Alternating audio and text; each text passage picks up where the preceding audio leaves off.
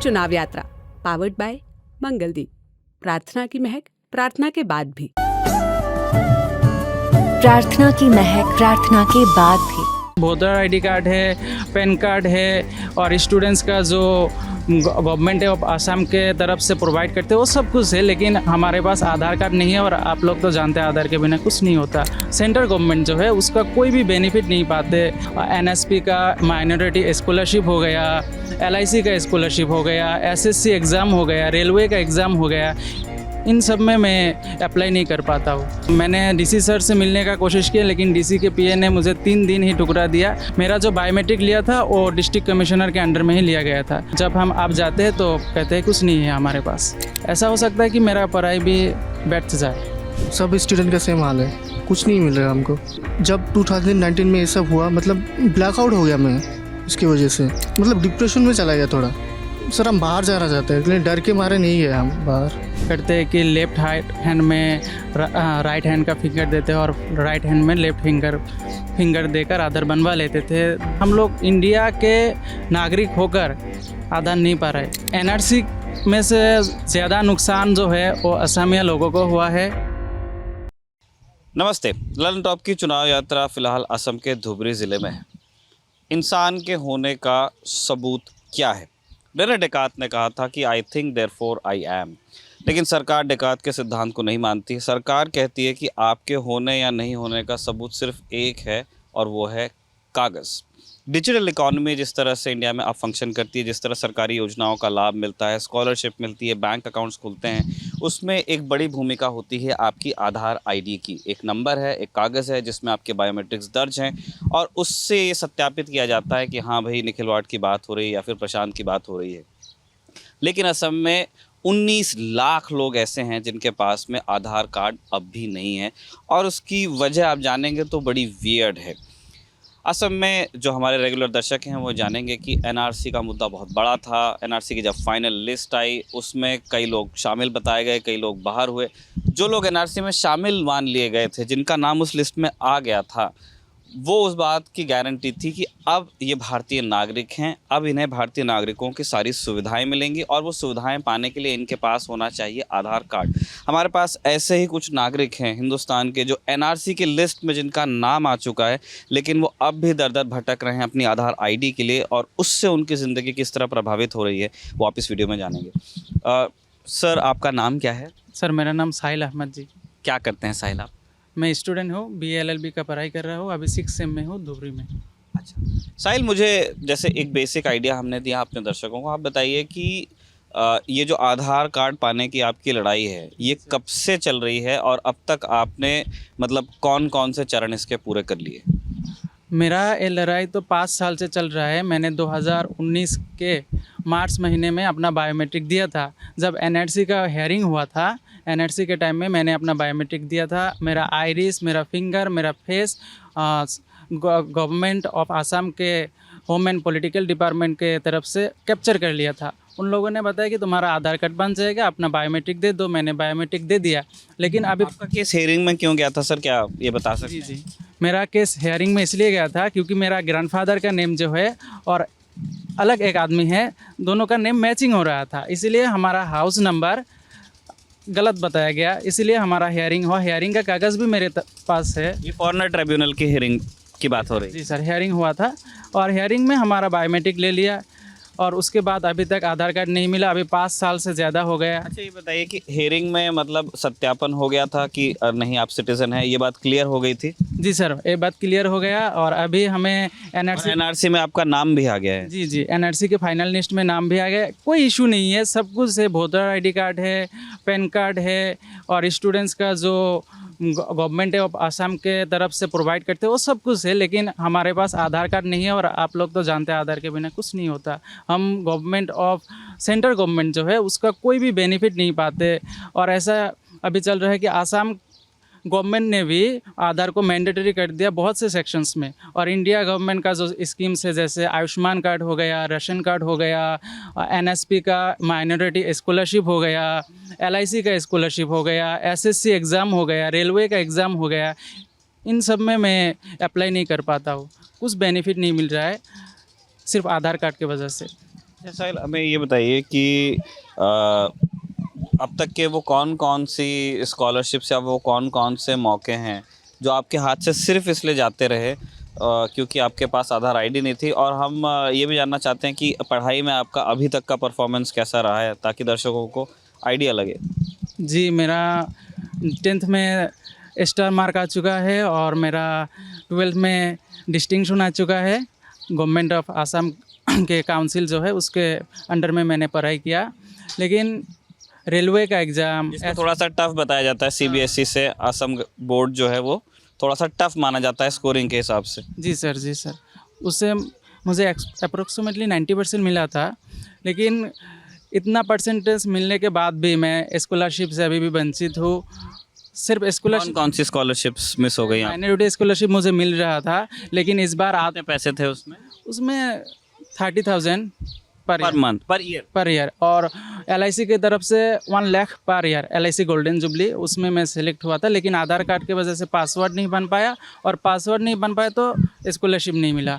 और रेलवे का एग्ज़ाम है, SSC का एग्ज़ाम है अभी। जब आप ऐसे कॉलेज वगैरह में जाते हैं, तो सरकारी दफ्तरों में जाते हैं, कोई फॉर्म भरने की कोशिश करते हैं और आप बताते होंगे कि भाई मैं तो दे चुका लेकिन मेरा बना नहीं है, किस तरह का रिस्पांस आपको सरकारी अधिकारियों से मिलता है? हाँ, मैंने DC सर से मिलने का कोशिश किया, लेकिन DC के PA ने मुझे 3 दिन ही ठुकरा दिया, कहा कि DC के पास टाइम नहीं है और ये सब मैटर अभी हमारे पास कुछ करने को नहीं है। लेकिन मैंने जो बायोमेट्रिक दिया था और दर्शकों के लिए थोड़ा बता दें, ये जो बाकी देश के दर्शक है, DC डेप्यूटी कमिश्नर है, जिस तरह से डिस्ट्रिक्ट मैजिस्ट्रेट्स होते हैं देश के बाकी हिस्सों में, यहाँ डेप्यूटी कमिश्नर्स होते हैं असम में। जी सर, मैंने गया था, लेकिन DC के PA ने बताया कि हमारे पास कुछ नहीं है, लेकिन मेरा जो बायोमेट्रिक लिया था वो डिस्ट्रिक्ट कमिश्नर के अंडर में ही लिया गया था। जब हम आप जाते हैं तो कहते हैं कुछ नहीं है हमारे पास। जब हम आधार के पोर्टल में जाकर कंप्लेन करते हैं तो वो लोग कहते हैं कि गवर्नमेंट ऑफ आसाम को तुम लोग कांटेक्ट करो, होम एंड पॉलिटिकल डिपार्टमेंट को कांटेक्ट करो। जब हम होम एंड पॉलिटिकल डिपार्टमेंट में कांटेक्ट करने की कोशिश करते हैं तो वो लोग बताते हैं कि हमारे पास कुछ नहीं है, हम कुछ नहीं कर सकते। कागज़ भी आपने पकड़े हुए हैं, जैसे एक मैं दिखाना चाहता था कि 27 लाख एक, हाँ ये एक मिनट पकड़ना, ये उड़ नहीं जाए। ये इसमें NRC का में आपका नाम आने वाला वो कागज़ कौन सा है? जी, NRC में मेरा ये फाइनल लिस्ट है। हाँ, ये मजबूरी, आप देखिए ये प्राइवेट इन्फॉर्मेशन है, लेकिन वो दिखाना चाहते हैं कैमरे पे कि आप देख लीजिए NRC में मेरा नाम। साहिल अहमद है। हाँ, ये असमिस में लिखा हुआ है, इधर एक्सेप्ट है। मेरा फादर का नाम नाजिमुद्दीन अहमद, मेरा मदर का नाम सेलेनिया यास्मीन, और ये मेरा फादर और मदर का आधार कार्ड बन गया, लेकिन मेरा नहीं बना। अच्छा, उन मम्मी पापा का आपका बन चुका है? हाँ, सभी का सब कुछ है, लेकिन मेरा बायोमेट्रिक ले लिया, इसीलिए मेरा नहीं बना। अच्छा, तो ये और फिर उसके ये आपका NRC, उसके बाद आपने कहाँ कहाँ अप्लाई किया, कौन कौन से पोर्टल्स पे, वो भी हमको बताइए। जी, मैंने कंप्लेन किया था आधार के पोर्टल में, उसका जो रिस्पॉन्स आया ये देखिए।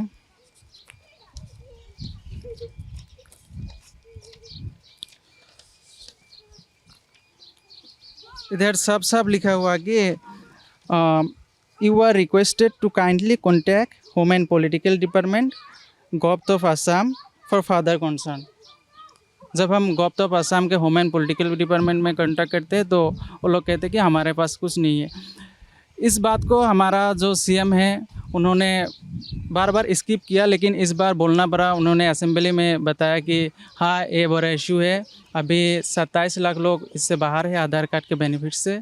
हम लोग कोशिश कर रहे हैं, लेकिन 5 साल हो गया, हमें कुछ अभी तक नहीं मिला। आप अभी लॉ की पढ़ाई कर रहे हैं, तो क्या बार के एग्ज़ाम के लिए भी आपको आधार कार्ड लगेगा? जी सर, जैसे मैं लॉ की पढ़ाई कर रहा हूँ, अभी जो BCI में रजिस्टर करना पड़ता है उसमें आधार कार्ड चाहिए, बार काउंसिल ऑफ इंडिया, लेकिन मेरे कॉलेज से मांगा था, मैंने दे नहीं पाया आधार कार्ड। ऐसा हो सकता है कि मेरा पढ़ाई भी व्यर्थ जाए।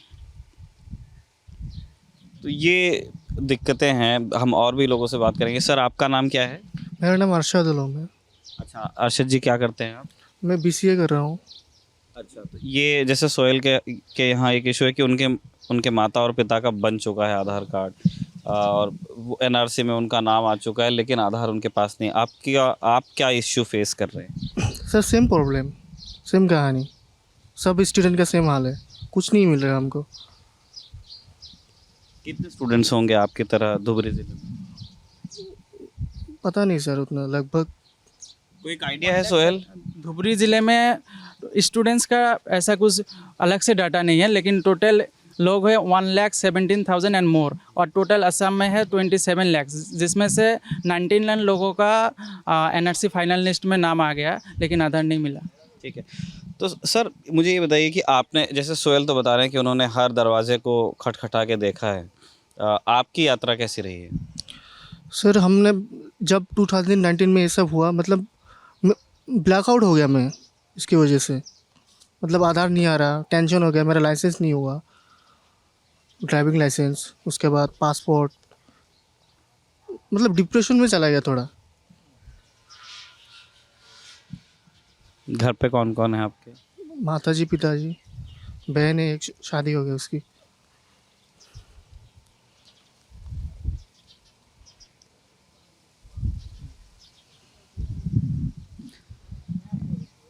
और मतलब कैसे कोप करते हैं फिर आप? ये एक परेशानी है तो सही, और ज़िंदगी को आगे लेके जाना भी है, मतलब ये एक समस्या है, तो कैसे समझाते हैं ख़ुद को? रोज़ सुबह उठ के कैसे कॉलेज जाते हैं? सर लाइफ है, चलना पड़ता है, क्या क्या करें, आधार नहीं है। अब हमने किया था, मम्मी को बोला हमारा नहीं हो रहा, क्या करें हम। लास्ट में आके BCA में गया, उसमें जाके कॉलेज में आधार कार्ड मांगता है, नहीं दे पाया। उसके बाद ब्लैंक रख दिया वो। कॉलेज में लगता है ना सर आधार कार्ड। फिर बैंक अकाउंट फ्रीज़ हो गया मेरा, शायद आधार कार्ड से ही हुआ होगा। कितना पैसा उसमें रह गया आपका? पैसा नहीं था उतना। पर यूज़ नहीं कर पा रहे हैं उस अकाउंट को, ऑपरेट नहीं कर पा रहे हैं। तो आप, जैसे आपने कहा कि BCA करना पड़ा, क्या आप कोई और पढ़ाई करना चाहते थे? सर हम बाहर जाना चाहते हैं, लेकिन डर के मारे नहीं गए हम बाहर। कहाँ जाने की इच्छा थी? सर गुवाहाटी में, मतलब बाहर पढ़ने, लेकिन आधार कार्ड नहीं था, डर था एक अंदर।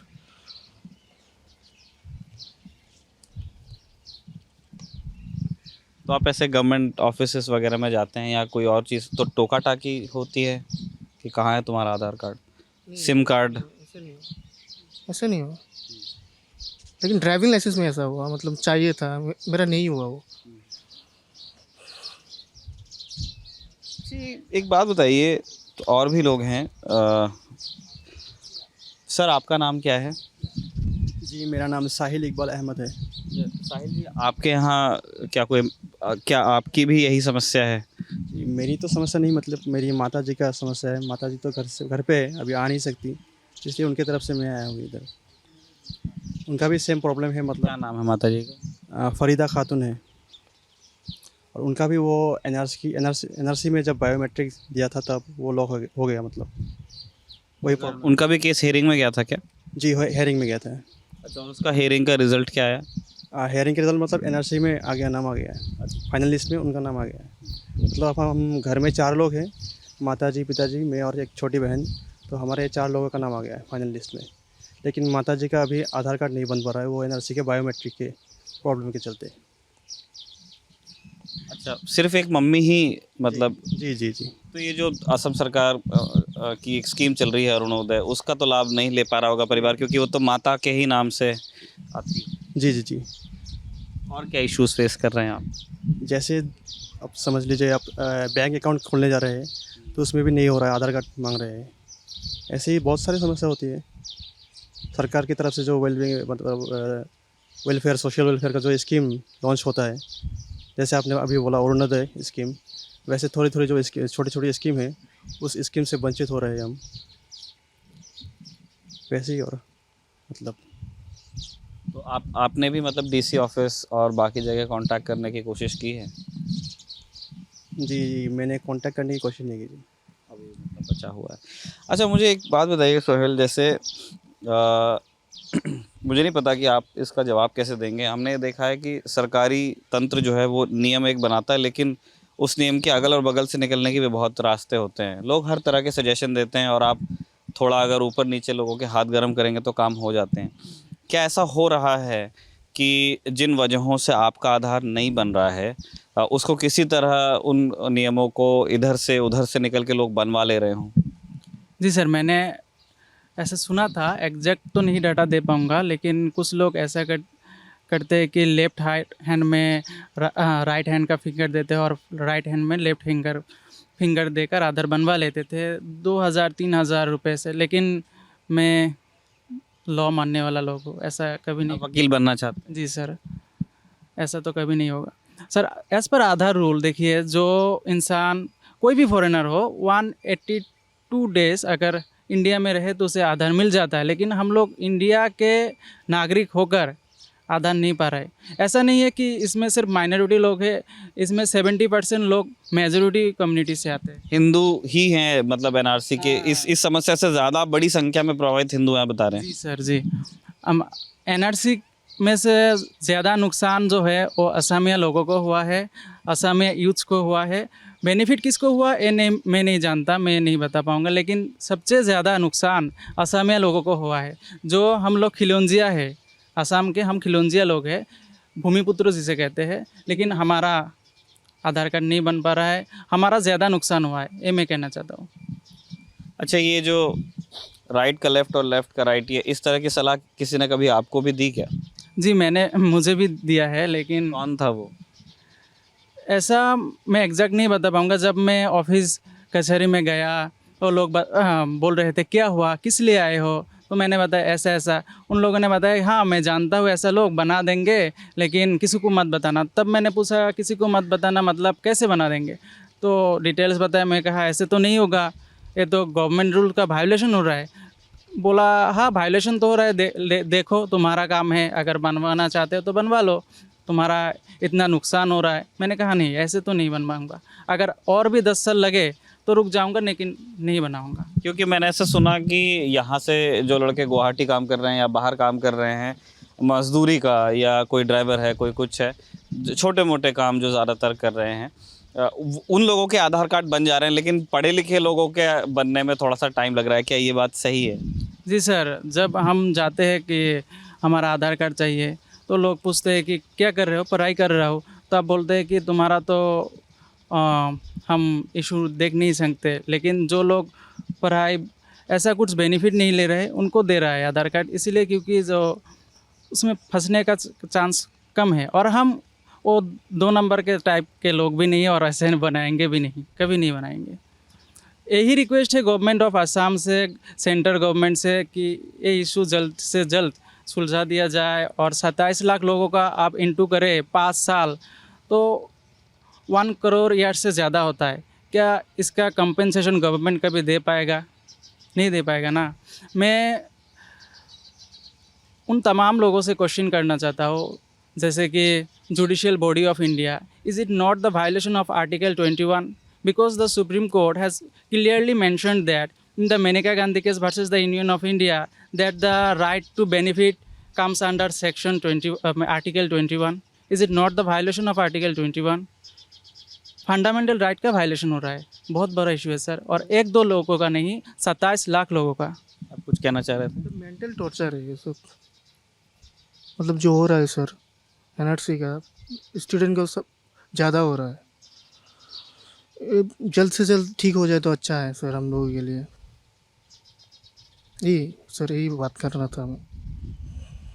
ऐसे ही, क्योंकि आप लोग का होता होगा कि हम पढ़ें या ये करें या यहाँ दौड़ें, मतलब उलझा हुआ है सब लोग, क्या करें, मतलब बार बार जो भी करने जाओ आधार लगता है सर। अब जो भी सिम कार्ड लेने के लिए भी सिम कार्ड लेने के लिए आधार लगता है अब। हाँ, ऐप नंबर, हाँ जो नंबर रहता है। तो यहाँ जैसे एक चीज़ मतलब और जानना चाहता हूँ, खैर मुझे और लोगों तक पहुँचना चाहिए ये सवाल पूछने के लिए, पर फिर भी आप जितना बता पाएँ।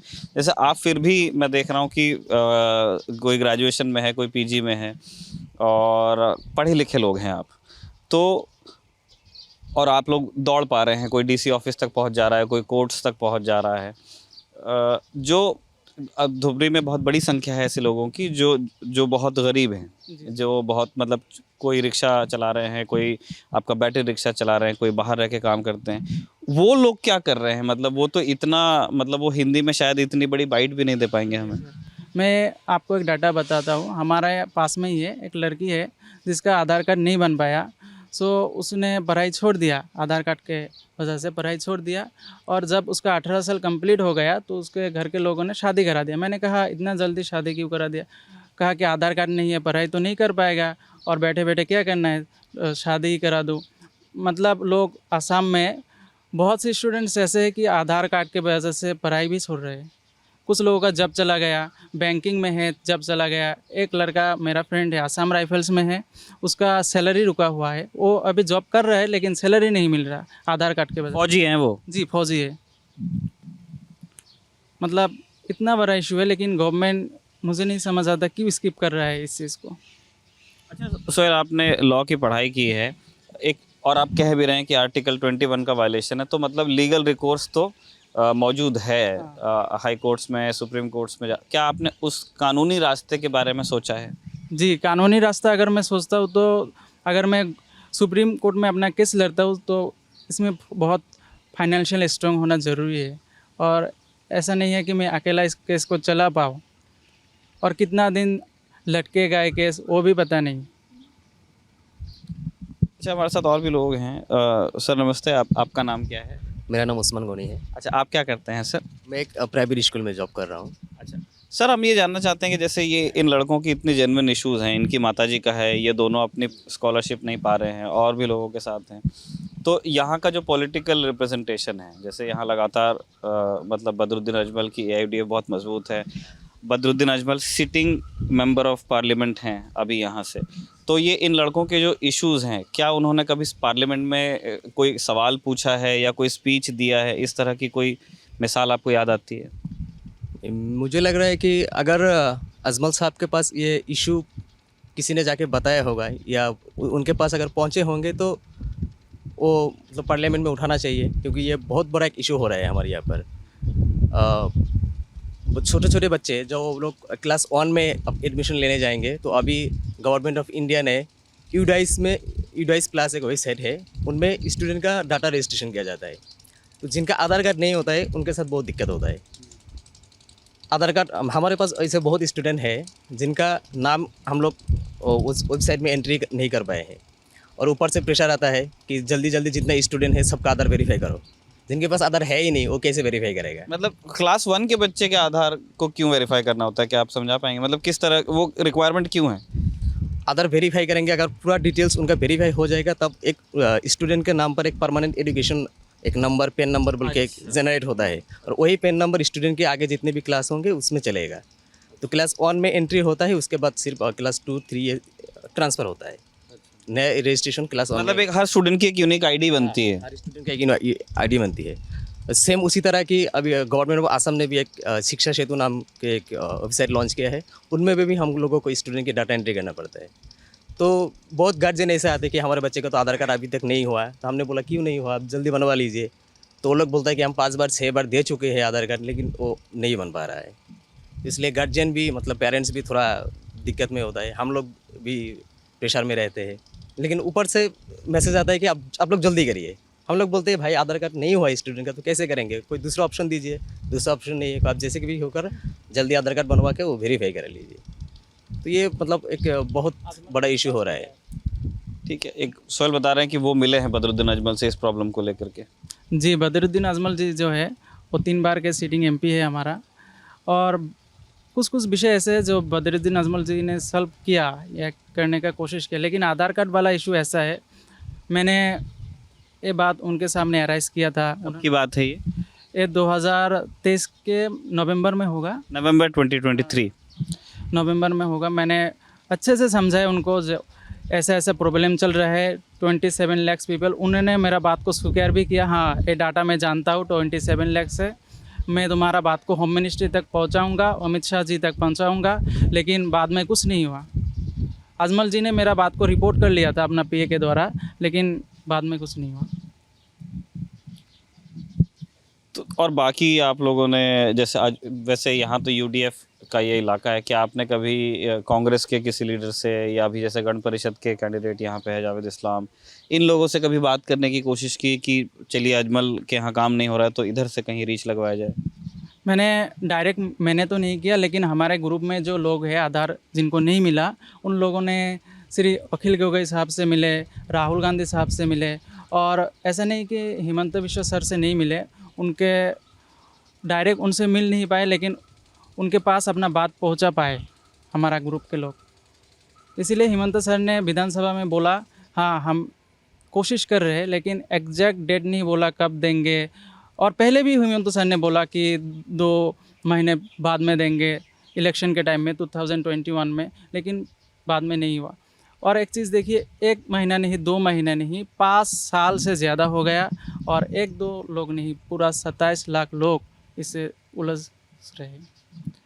स्टूडेंट्स की प्रॉब्लम इसीलिए मतलब ज़्यादा एक्यूट है क्योंकि वो अपनी ज़िंदगी में आगे नहीं बढ़ पा रहे हैं, वो अपनी ज़िंदगी में कुछ और सोच नहीं पा रहे हैं, कुछ प्लान नहीं कर पा रहे हैं। किसी को बाहर जाना है तो वहाँ उनसे वो डिटेल्स मांगी जाती हैं। हिंदुस्तान के ही अंदर आपको इंटरनली कहीं माइग्रेट होना है, किसी फॉर एग्जांपल यहाँ से चेन्नई जाके किसी कॉलेज में पढ़ना है, अगर आपका दाखिला हो रहा है तो वहाँ उन्हें ये एक्सप्लेन करने में बहुत मेहनत लगानी पड़ती है कि आपके पास आधार क्यों नहीं है, क्योंकि असम में आधार कार्ड नहीं होने का एक सीधा एक कैजुअल रेफरेंस पकड़ लिया जाता है कि यह है बांग्लादेशी और या ये इलीगल माइग्रेंट है, जबकि कई सारे ऐसे जेन्युइन केसेस हैं जो कि एनआरसी की लिस्ट में जिनका नाम आया भी है, उनके पास भी आधार कार्ड नहीं है, और इसलिए वो इस तरह की सुविधाओं से, जो सरकारी सुविधाएं हैं जो इनका हक है, उससे वंचित हैं।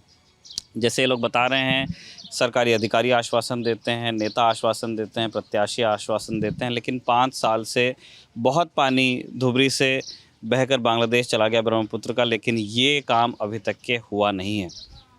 मैदान से, फील्ड से इस तरह की और स्टोरीज़ को हम कलेक्ट करते रहेंगे। उन्हें सबको आपको देखना है तो आप दिल्ली ललन टॉप की चुनाव यात्रा के साथ बने रहिए। प्रशांत के साथ धुबरी से मैं हूं निखिल, आप देख रहे थे दिल्ली ललन टॉप।